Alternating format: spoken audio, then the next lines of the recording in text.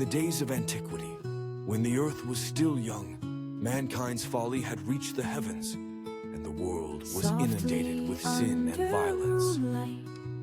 Amongst the ruin there was but one man, righteous and unwavering in his faith, who found favor in the eyes of the Almighty.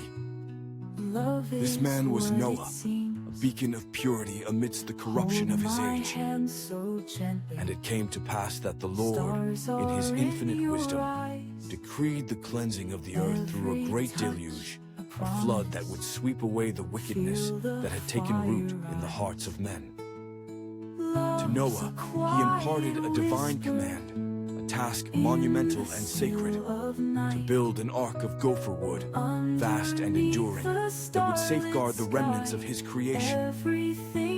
With steadfast resolve and unyielding dedication, Noah commenced his labor. Day by day, guided by the divine blueprint, he and his sons erected the colossal vessel, its beams intertwined with purpose and faith. 300 cubits in length, 50 in breadth, and 30 in height, stood as a testament to Noah's piety and the Lord's benevolence. As the ark neared completion, the skies darkened, and the earth trembled in anticipation of the imminent tempest. Into this sanctuary of life, Noah gathered the chosen pairs, each species of the animal kingdom, the noble lion beside the meek lamb, the ponderous elephant next to the nimble deer. Fowl of the air and beasts of the field all found refuge within the ark's sturdy embrace. Then, with reverence and awe, Noah led his family aboard, their hearts heavy with the weight of the world, and sealed the door, entrusting their fate to the Creator.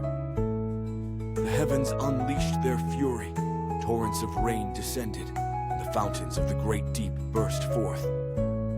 For 40 days and 40 nights, the waters surged, swallowing mountains and obliterating cities, until all that was corrupt was no more.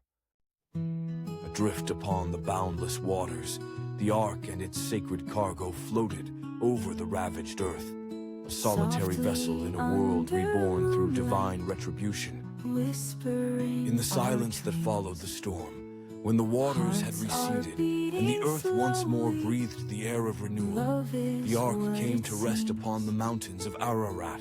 A covenant, symbolized by a resplendent rainbow, was established between the Almighty and his creation, a promise of mercy and a pledge that such a deluge would never again be wrought upon the earth.